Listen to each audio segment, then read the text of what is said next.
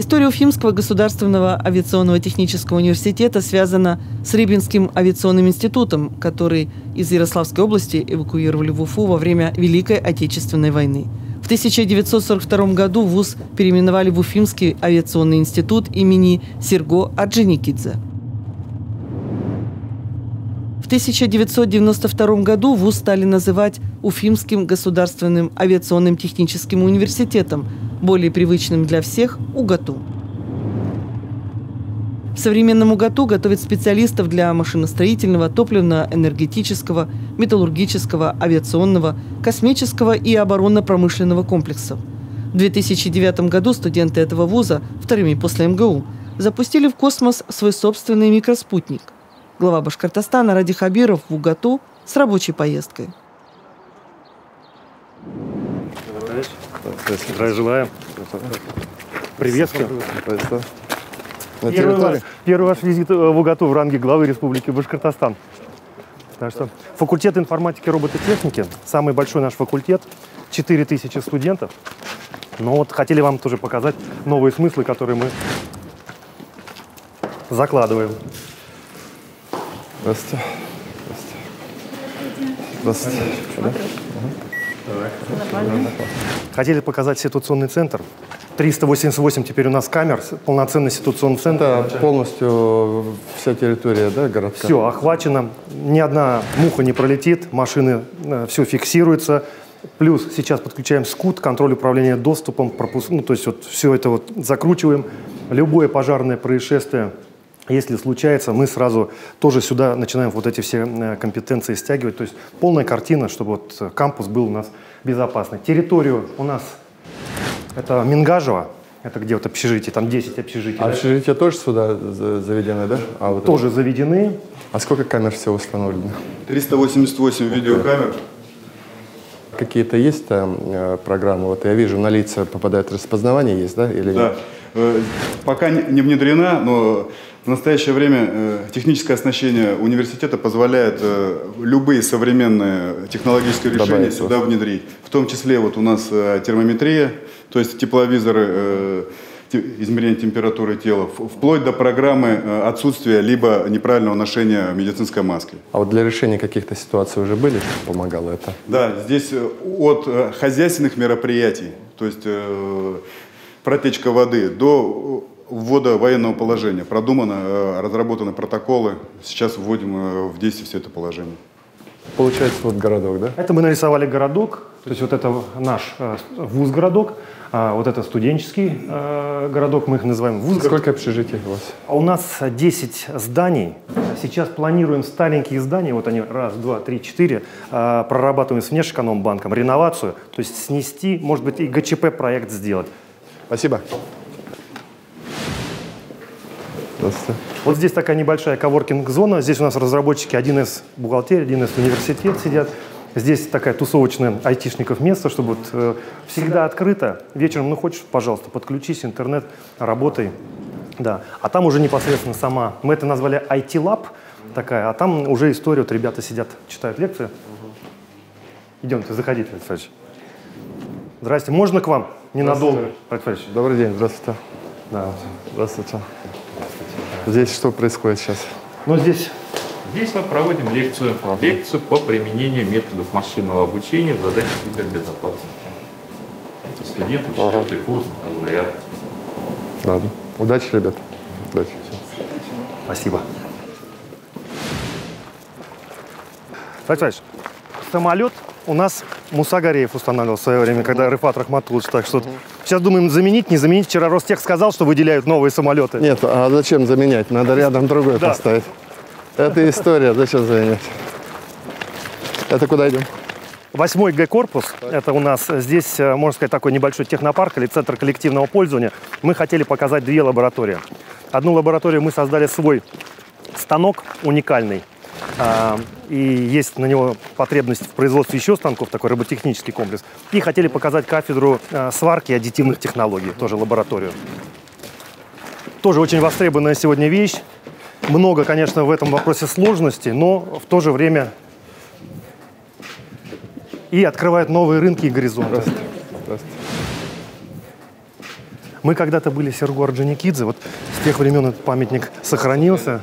И, видимо, нос кто-то трет. Трет. Ну, Это к сессии. Да, что 260 иностранных студентов у нас есть. Мы, конечно, не можем сравниться там, с медиками, с нефтяным. У нас все-таки оборонные больше направления. У вас все-таки вот это немножко мешает, да? А они все, наоборот, хотят на закрытые тематики, а мы не можем их туда.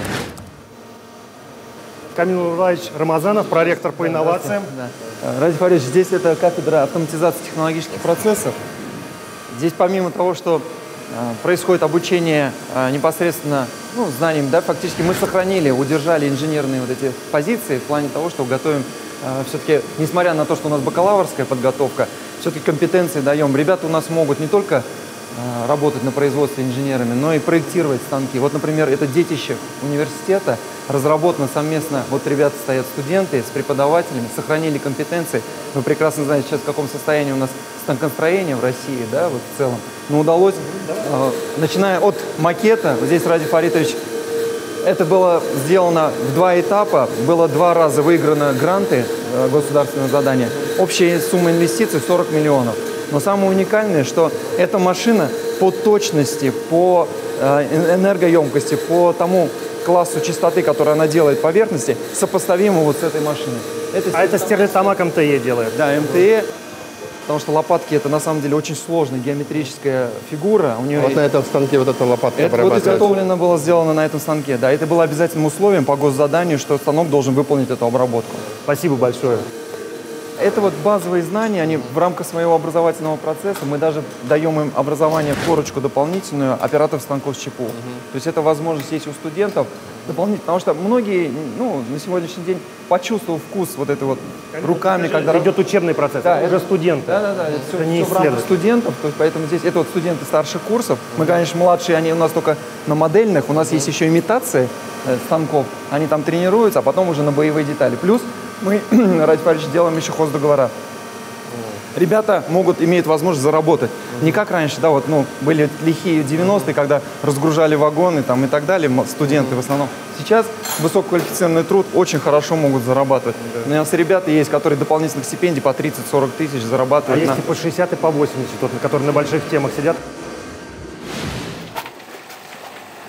Так. Владимир Ильич, это здесь роботизированный комплекс, такого ни у кого нету. То есть обычно это все берет человек, отнес туда, то-то, то-то. Наши предложили, что поставить робот. Это как раз с авиатехом. Покажите, пожалуйста.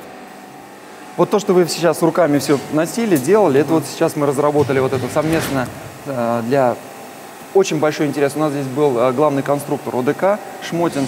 То есть они проявили большой интерес к этой разработке. И, в принципе, было принято решение, пока предварительно, для внедрения этого производства на всех производственных площадках ОДК.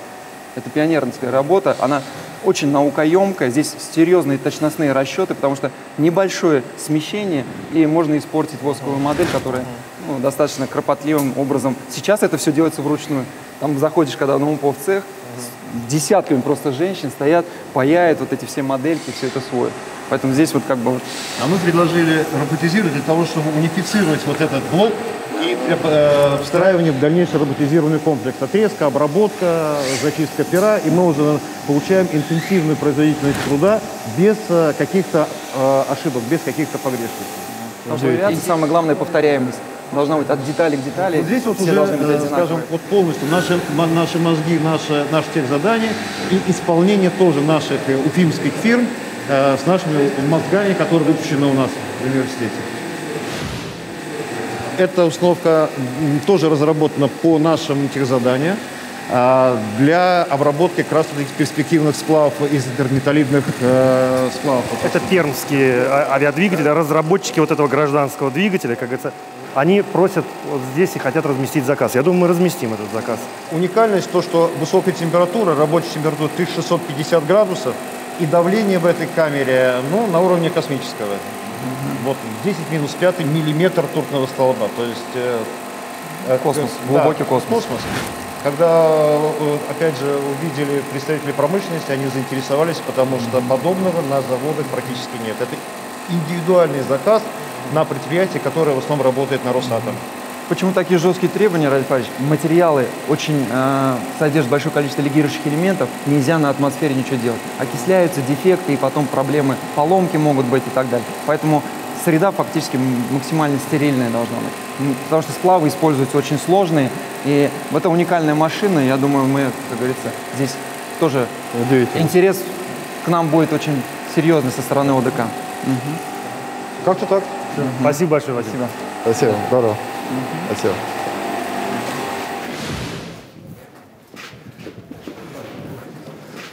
У нас вообще 260 есть иностранных, 42 страны, в основе, причем Африка, Конго. Прямо они любят нашу авиационную промышленность. Но у них так. А они потом куда, интересно? Они возвращаются себе домой. Себе, да? Они, самое интересное, например, он учится у нас там такой, Лео есть, он еще и ассоциацию у нас там выпускников возглавляет. У него отец директор аэродрома в Конго. То есть они прям очень стараются учиться, для них это важно. Египта очень много, но все на авиацию. То есть на экономику им, они говорят, это нам не надо. Так что, сейчас мы переходим уже в наш основной первый корпус. Хотел тоже обратить внимание, что сейчас вы посещаете наш университет в дни мавлютовских чтений. Рифат Рахматуллович в этом году 95 лет. И для нас, что важно, что вот тогда молодой ректор, 36 лет, 30 лет он руководил, но он построил все. Но самое интересное было, сегодня у нас 15 тысяч студентов, он довел до максимума 22 тысячи студентов, да? А когда он пришел, было 600 студентов. И если бы не его управленческие смелые решения, да, вообще стоял вопрос о закрытии вуза.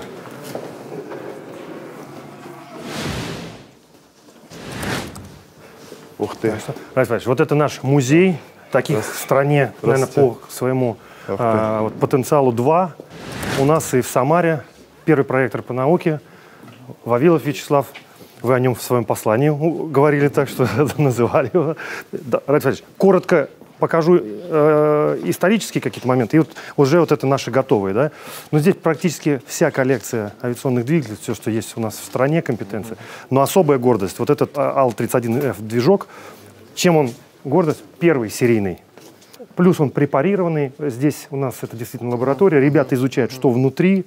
В общем-то, ну, это классика, как говорится. Это на Су-27, да? Да, они стоят. Ну, и на семейство. И, по сути, вот на базе АЛ-31СТ потом делался, да? Да, да. То есть вот мы переход конверсии. Модернизируем, да, там меняется сопло. То есть вот по этому сечению все выкидывается и ставятся новые. Да. И, по сути, вся энергия уходит на привод этой турбинки, а не на реактивную струю. И, соответственно, это уже применение в транспортировке газа, да? Да, 16 мегаватт, Газпром, либо электрическое применение.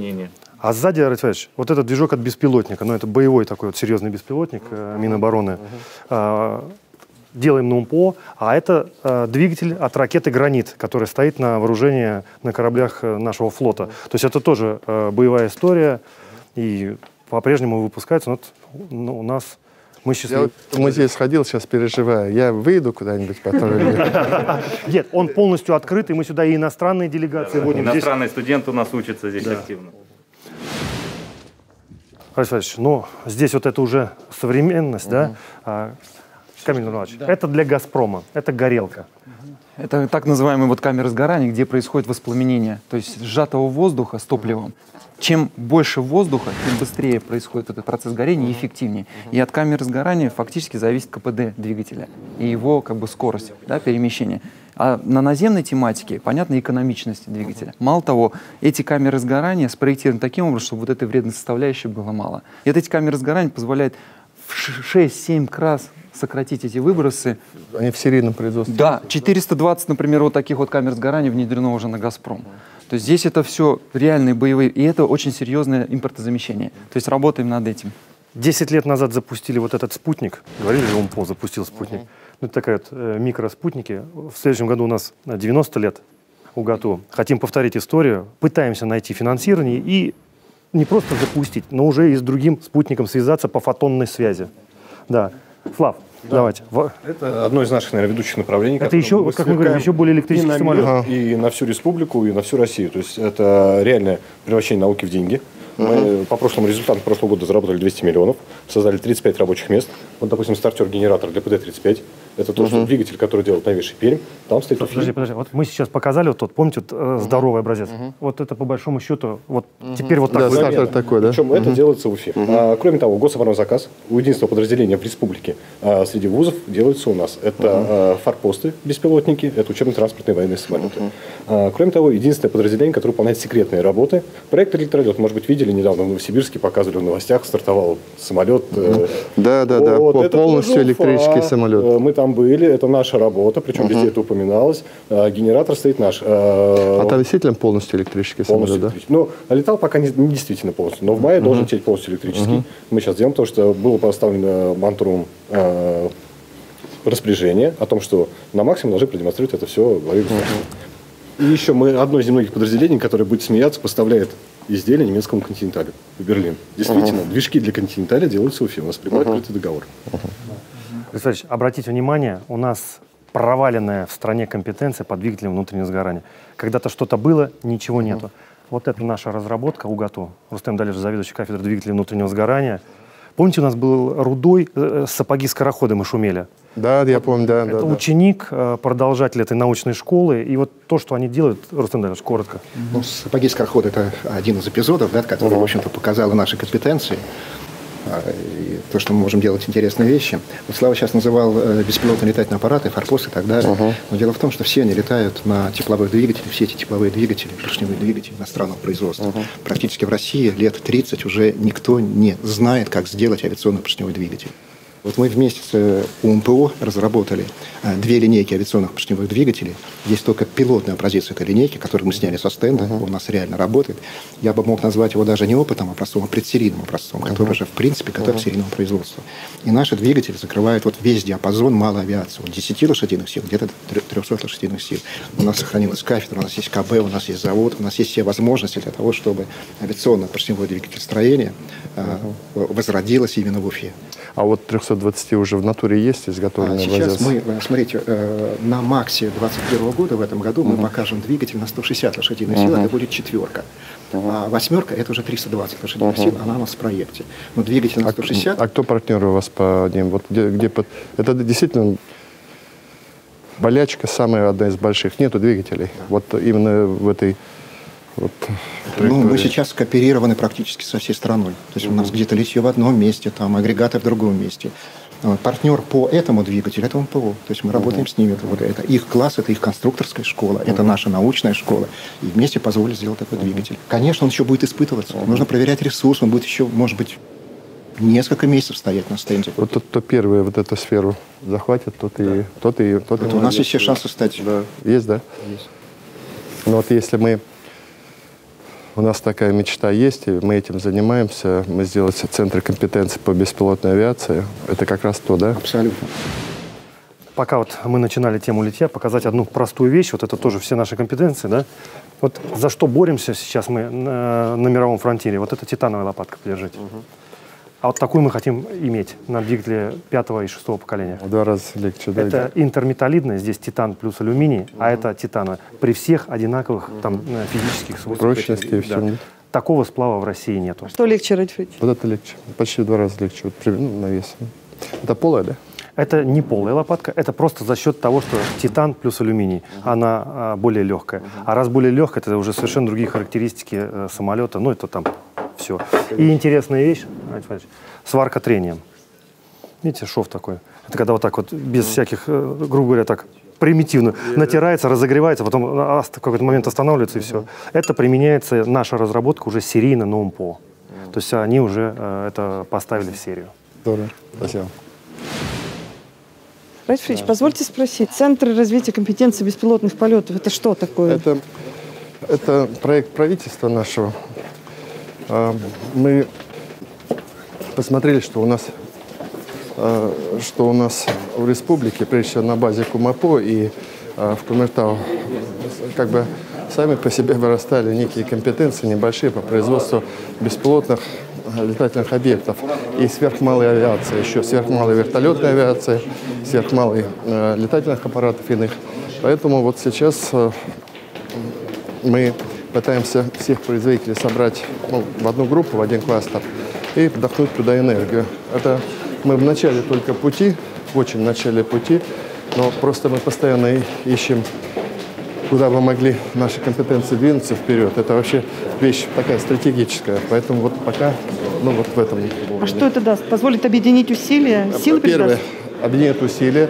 Они все разнопланово. Они же все частные. Они все разнопланово. Потом поддержка государства сразу. И все. Вот соединим творчество таких. Это, знаете, вот я с ними разговаривал, с производителями. Это такие, ну, кулибины. Я говорю, многие выросли, вот если взять вот сверхмалый вертолет, вы о нем знаете, видели его, да? Ну, это, по сути, ну, как бы отпочковались те люди, которые получили компетенции в ФУМАПО. А УГАТУ понравился? Очень, да, да. Впечатлили двигатели? Да, впечатлили. И вот, наработки, разработки? Мне впечатлили студенты, команда и разработки, но вот мы сейчас работаем над созданием большого университета. Вы уже даже расписались? Это первый раз была на НОЦе, на стенде? Нет, я говорю, сейчас мы работаем над созданием большого университета. Над объединением вы имеете в виду? Да, объединением. Поэтому я хотел сам посмотреть, как живет университет. Потому что у нас нет задачи, еще раз говорю, мы ищем какие-то шаги, чтобы остаться в жесткой конкуренции, которая проходит, и попасть в программу федеральную на 2030. И попасть, конечно, мы хотим попасть в 30-ку ведущих университетов. Но если мы не объединимся, не создадим университет, у нас нет шансов попасть туда полностью. И тогда мы опять оказываемся на окраине, скажем, науки и высшего образования. Ведь мы на данный момент, я каждый раз об этом говорю, наши дети, наши выпускники уезжают в Самарский федеральный университет, уезжают в Казанский федеральный университет, уезжают в Челябинск, там научно-исследовательские есть университеты. Вот и все. А у нас нету ни федерального, нету ни научно-исследовательского, поэтому мы должны вот эту новый этап борьбы все-таки поучаствовать в этом, ну и, конечно, победить. Ну вот сейчас объединение УГАТУ и БГУ, о котором вы сейчас говорите, оно вызвало споры в обществе, вызвало споры в научном сообществе. Ну, знаете, тут можно всегда говорят, вот на мою долю приходится, что, здравствуйте, конечно, можно было бы сеять тихо, как говорится, не рыпаться, да, но я просто все-таки хочу что-то изменить, а любые реформы, не было ни одной реформы, чтобы она не проходила без воли, без разных точек зрения. Хотел вам показать нашу команду Racing Team. Таких команд не так много. Вот есть у Бауманки, у нас. Так, ну кто презентует? Здравствуйте, пожалуйста. Да. Меня зовут Салатов Николай, я являюсь куратором команды. Чем же мы вообще занимаемся? Мы студенческая инженерно-гоночная команда, которая разрабатывает болиды, мотоциклы и участвует с этими транспортными средствами в соревнованиях. Формула студент, Шеллока марафон и Smart Moto Challenge. Вот. Отличие этих соревнований, ну, это не просто гонки. Вот. Тут необходимо защитить конструкцию, необходимо разработать бизнес-план. То есть и этим занимаются помимо инженеров и проектировщиков. То есть и производство. Конечно, конечно. То есть, ну вот именно все эти болиды, они созданы руками студентов, они спроектированы в программах. И помимо всего этого, еще цена каждой детальки, она просчитана. То есть этим еще экономисты и менеджеры занимаются нашей командой. Пройдемте еще сюда. Можно, Рафик Федорович, обращу внимание, вот на этом болиде ребята проезжают на 1 литре 150. Вот это суть соревнований, как можно дальше уехать на 1 литре. Еще на это. Соревнования на топливно-экономическом. То есть, то есть не на скорость, а именно топливно-экономическое. Вот смотрите, вот эта вот машина, она на скорость, и помимо этого тут необходимо защитить бизнес-план. То есть там максимум дается 1000 баллов, и каждая дисциплина, за каждую дисциплину начисляется какой-то балл. Вот. А здесь немножко по-другому. Здесь важен именно результат. То есть вот этот вот показатель, сколько километров он сможет проехать на 1 литре топлива. То есть, ну, вообще топовые команды во всем мире, они проезжают там 2500 километров на 1 литре бензина. Нам есть к чему стремиться, Рафик Федорович. 2500. Кажется нереальным. Вот. Электромотоцикл. Вот, это мотоцикл на электрической тяге, который, ну, тоже мы разрабатывали под соревнования Smart Moto Challenge. Тут тоже применили авиационные технологии, то есть у него рама из титана, и вот много деталей из авиационного алюминия. Вот он получился достаточно легким. Можно я поднять хочу, просто попробовать? Вот, нет. То есть он... Вот. А вот аккумулятор чей? Аккумулятор собственной разработки. Сами аккумуляторные батарейки. Георгий Константинович, давайте сюда, выводите его. Аккумулятор чей вот производство? Тоже ваша разработка? Да, Серьезно? Полностью собрали, как Тесла собирает свои батареи. Ну, садись, прокатись, Денис, да. Вот. И по поводу вот аккумуляторов, вот сейчас мы делаем... Бесшумно абсолютно, да? А где-то в мире есть серийное производство электрических? Очень мало. То есть они, в принципе, есть, но рынок очень маленький и тираж небольшой. То есть их выпускают так в полусерийном Но вот серийных больших нет. Пока серийных почему? Чем нет. объясняется, интересно? Хорошего качества сделать очень дорого выходит, потому что пока еще батареи дорогие, производство дорогое, а такого более-менее ширпотребного, так скажем, Китай весь все заполонил, стоит дешево, но очень быстро ломается, выходит из строя. А вот в вашей зарядке на сколько километров хватает? Примерно на 80 километров, да. Да. Ну, в принципе, неплохой это результат. И вот сейчас мы еще занимаемся разработкой вот такого болида электрического, то есть мы планируем выступить, в этом году с новой уже машиной едем на соревнования в Венгрию, вот, Формула Студент, вот, и к осени планируем построить уже электрический болид такой же. То есть есть класс электрический, и потом на этот электрический болид будем разрабатывать, уже в процессе, конечно, беспилотные комплекты. То есть будет такой беспилотный автомобиль. Вообще здорово. У нас есть рядом с мелькомбинатом территория где-то 4 гектара. Есть под аэропортом 4. У нас даже свои МиГ-29 и Су-27 стоят там, да? Ребята страдают идеей создать некий инженерный полигон, вот как в Татарстане. У них просто автодром. А мы хотим, как говорится, готовы войти с землей, какой-то продумать, может быть, проект. Потому что это будет точно точкой притяжения и молодежи. То есть кампус кампусом, а мы можем вот такие какие-то еще посмотреть объекты. И он, я думаю, что будет недорого стоить. Да, покажем немножко, пару слайдов буквально расскажем. Наш опыт и опыт наших коллег по всей стране показывает, что вот эта вот цепочка, как молодежь должна развиваться с точки зрения науки и техники. Вот в возрасте от 15 до 20 лет молодежь вообще никак не затрагивается этим процессом. Так получилось в стране. И, соответственно, мы хотим вот именно для этого места выйти с федеральной программой. Сейчас мы работаем с Министерством образования и науки. Так как Уфа достаточно географически хорошо расположена, мы предлагаем вот как раз-таки в Уфе сделать такую базу, полигон, для того, чтобы проводить здесь всероссийские международные соревнования, итоговые, большие. Сама схема полигона пока выглядит вот так. То есть есть инжиниринговый кампус, где можно там какие-то производственные вещи делать, есть кампус для проживания. Во время соревнований зимние школы, летние школы для школьников, студентов, и полигоны для испытания техники. Здесь и автотехника, и морская техника, водная техника. И здесь, такой еще косвенный эффект, это сейчас у нас молодежь, которая занимается автоспортом и так далее, они все по городу рассредоточены. Здесь можно будет их здесь концентрировать, чтобы они жителям не мешали.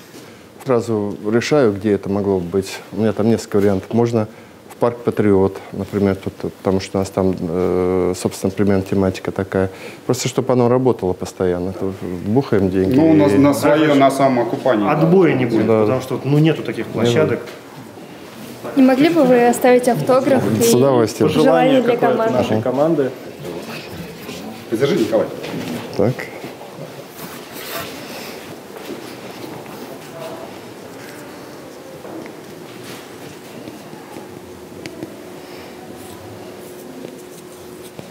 Удачи, дерзайте, побеждайте. Спасибо.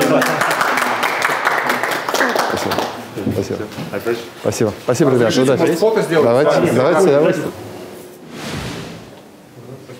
Сейчас, дайте я селфи сделаю. А где мой телефон? Дай, пожалуйста. Когда я еще в таком замечательном кругу? Нет, наоборот, чуть вот плотнее. Ой. И 3-4. Что-нибудь сделайте. Машем. Спасибо, ребят. Удачи. Спасибо. УГАТУ в целом, это же очень мощный вуз. Наработки сильнейшие. Вам понравились? Да, мне очень понравился. И он мне нравился. Мы всегда считали, это ведущий технический университет и гордость Башкирии с большими традициями. Поэтому здесь Вот, собственно, но это не отменяет задачи остаться в такой... Понимаете, можно жить так местечково здесь, быть хорошим в Башкирии, но быть вне глобальной там, федеральной конкуренции и там, мировой конкуренции. Вот и все. Просто мы ставим себе задачу немножко выше все подняться и стать конкурентоспособными в масштабе страны, в масштабе мира. Вы про объединение УГАТУ и БГМУ? Да. БГУ. Да. Понятно, Вопрос спасибо. другой, что там есть нюансы разные, как это сделать и как удобнее и для коллективов, и для сохранения каких-то моментов. Ну, это другой вопрос, это требует просто обсуждения. Я уже неоднократно слышала, что вы прислушиваетесь к другим мнениям. Всегда. Спасибо.